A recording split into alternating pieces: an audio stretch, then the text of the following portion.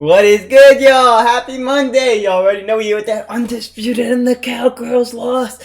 This is gonna be great. Let's get it. We're gonna react to first take before this. Reacted to their Dolphins and Cowboy segment. We react to this Cowboy segment and then their Chiefs segment. So let's go ahead and see. Watch some of this. Oh, I sound like that. I sound like a robot. It was definitely not a good weekend. Definitely not. Yeah, it was not a good weekend. weekend. I said, okay, maybe the Cowboys will fix this. And I have a better Sunday, and things got worse, to be honest with you, because I saw a lot of. To be honest, yo, Michael Irvin is a joke, bro. Sunday. He's jokes, bro. A dominating football game, and the team being dominated that I didn't want to be dominated. And Arizona, I sat here last week when we talked best team in the NFC, and I said, when the San Francisco 49ers run behind Deebo Samuel, that's a physical football team. I told you that worries me. It scares me. That's what I worry about with the Dallas Cowboys. Let's get physical. I don't know if Arizona was listening, but they played physical football, and Dallas wasn't prepared. Yeah. That kind of football. That's what we've been wondering and questioning. Okay, we know what your Achilles heel was last year. It was that run defense when they got Mozzie Smith. And these first two games, it looked like, with all the elements, and we're playing complementary football, that got taken away, or that was no longer a problem. It showed back up in a mean way yesterday. This team got mean. It was out. Mean machine type of football for the Cardinals. You feel me? Anywhere, everywhere. And mean machine type of football. Key is, I can see if you were squeezing through holes. But the holes I saw that Oregon had on Saturday, Arizona had on Sunday. The same side. Yeah, I root for Colorado. Like you can run trucks through these lines. Yeah. That's the scary part. You won't never beat Philadelphia like that. You won't ever beat the San Francisco 49ers like that. So whatever it is that they have to get this fixed, because they watch this film and they're sitting back saying, "Oh my God, that's the same old Dallas Cowboys, and we'll take care of them in the first week of the playoffs if they show up and play like that." They got dominated up front on both sides of the ball. And you looking at me like that? Because we set up here last week, and when Diggs went down, we talked about that was an emotional loss too. Now you got the defense. I know they're emotionally dealing with Diggs not being there. Okay. But I expected them still to show up and when play. He was in. He was a great linebacker. He was a great linebacker for him. He was a great DT for him. He was a great pass rusher for him. Emotional. So they went into the game. Emotional in a trap game.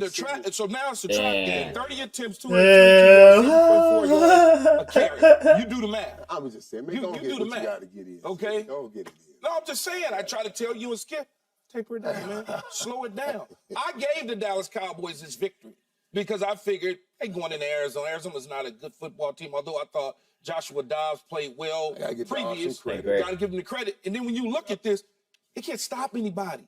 That was the one thing that the New York Jets screwed up when they played against them. You give Breece Hall the football 4 times. Had you given Breece Hall the football 30 times or somewhere close to that, or ran the ball 30 times, maybe you get this outcome. Because clearly although they gave it to him a bunch yesterday and he went nowhere. But go ahead. They gave it to him a handful of times yesterday too, Skip. But if you look at this situation, Arizona just now opened up a huge recipe for the next team. The next team coming in, the New England Patriots and Ezekiel Elliott, 18 carries. So what you think Bill Belichick gonna do? He's gonna try to do the same thing.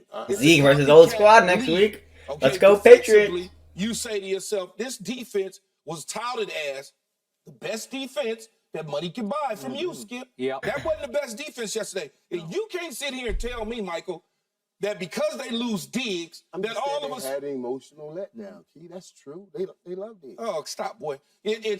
All of us, stop. Now all of a sudden they lose Diggs. This defense just completely falls apart. They're gonna stop. Skip. They're not going to allow people to score on them. In the first 2 games, 5 points if you split it down the middle. They blanked the Giants and gave up 10 to the Jets. They got 28 out of them. A championship defense ain't giving up 28 points to an opponent like Arizona.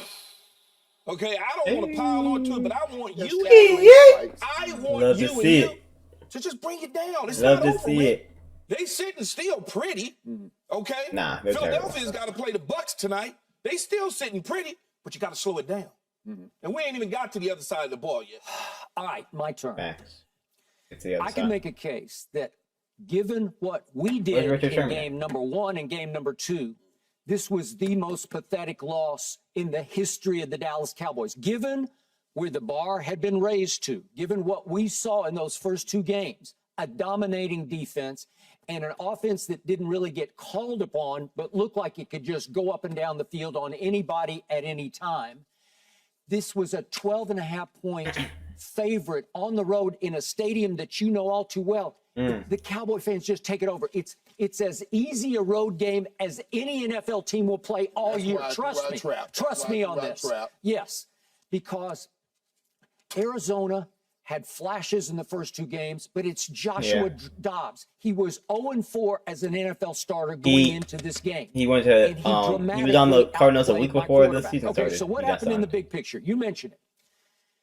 In a freakish injury Hey, during my practice Giants on beat them. Thursday, they lose Trevon Diggs. He's their That was tough, playmaker. man. He's their Sorry, ball Diggs. hawk. He's their I found Diggs a igniter lot, on but- defense. I told you about the attitude. And again, they got knocked on their psychological ass by that. What do I always have a problem with about this team? Where are the 2 Achilles heels? Well, they're psychological, emotional, because this is an extremely talented team without strong leadership in the quarterback or the head coach, especially the head coach. He is the polar opposite of Deion Sanders. He's as cold as you can get as a motivator. This team lacks that senior leadership that the 90s Cowboys had, starting with this man to my right, because this man to my right would have been the first man up on Friday or Saturday or maybe even the Sunday pregame locker room to say, hey, we got to suck it back up. We got to pick ourselves all back up. We lost him. He ain't walking through that door. The rest of this year, he is not walking through that door anymore. You really believe because Diggs is lost for the season? Okay, and remember, you had 3 offensive linemen. Two Hall of Famers can't play, cannot play. The center can't play. But it's the Arizona freaking Cardinals. This man steps up. I mean, they own y'all. They own y'all. And says, no. They own y'all. Go out and punch him right in the mouth, because if we hit him first, they will fold. Okay, that's how you do it. It's how you do it in this league. They get more courage. Skip it, Michael. First of all, you mentioned all offensive players from their era. Then you mentioned the offensive linemen now that are gone. Yeah. They didn't struggle on the offense the way they did on the defense. Okay. The defense is the reason that they got gassed. I mean, they both struggled. They got Both sides gassed struggled. defense, Michael. No doubt. I'm with you on that. But you give me No doubt, 1 to 5 in the red zone, 1 TD, you 5 times. Yeah, that's crazy, Dak. Prescott is trash. That's all I said. The first 2 games, he didn't do anything. He literally didn't do anything. I'm not even giving Dak an opportunity. Can't wait for this Friday Undisputed. We'll watch on Friday for sure when they're live in Colorado for the UFC. You can give him the football down there. Why did you stop giving it to him? No, you just said that. No, why did you stop? The lineman. Because you know well, everybody moves up. It gets tighter down here. Yes. And I'm missing 3 offensive linemen. They will get me out. Now, if I have my all-pro guys, I can play much football You got down there when you didn't have your all-pro guys. But it's tighter. I only got 15 yards. That safety is 10 yards off the line now. So in other words, 25 yards. you telling me highly paid offensive linemen, they shouldn't even be on the field then if they can't get that push. I'm telling you, there's a variance between why one is called first team and the other.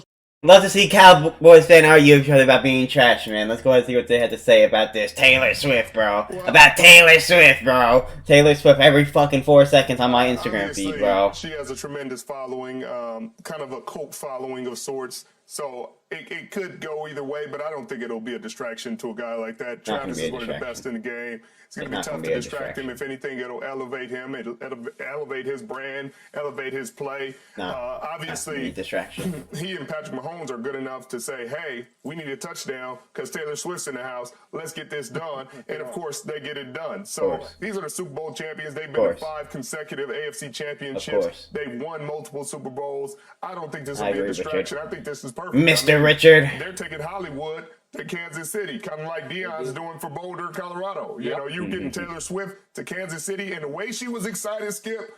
I know there's some wives out there that aren't that excited when their husbands make a play. She was out there, unless she's the biggest Kansas City fan in the world that I didn't know. I think there's something there. Hey, Richard, she wasn't even all that excited compared to the brother that was next to her. The brother that was next to her, look at him, man. This dude, I'm like, bro, they're winning like 80. They're winning like 40-0. Kelsey scores a touchdown every fucking game. It's not that serious. Like. Wait a minute, she chest bumping him. I'm like, who is that? But I don't see anywhere where it's gonna have a problem. You know, a distraction for the team at all. I mean, every team, not every team, but a lot of teams and a lot of players have dated celebrities. Okay, whether you knew it openly in the public or not. No, I got it. That has happened throughout sports. So I don't see where it all of a sudden. And she pulls up to every game, bro.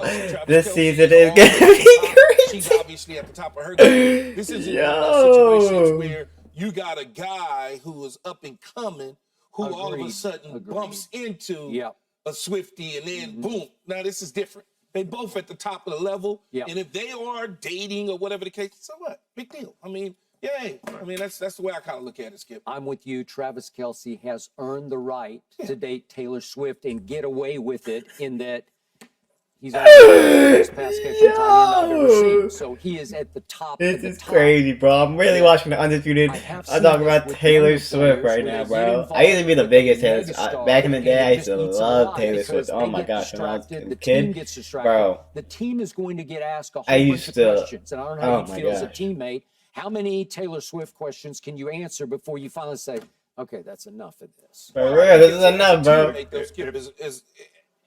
As you're asking me this question, I really don't have any answers for you because what he's doing has nothing to do with me. So to say, hey, have you met Taylor Swift? It's a simple yes or no. Yeah, you met her. How is she? What was she like? She was cool. I know how to keep it moving. You know, I don't have to engage deeply in those conversations, much like you said, bro. If you're young, that's when I worry about the distraction as young players getting involved in something that may be a little bit too big for them, Richard.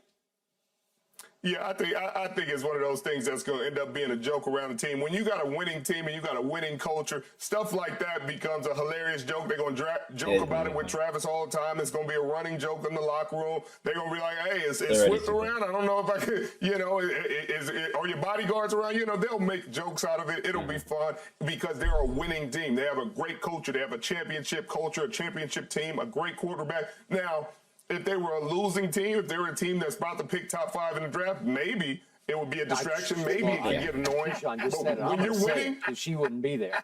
She just wouldn't. That would be beneath her. But go ahead.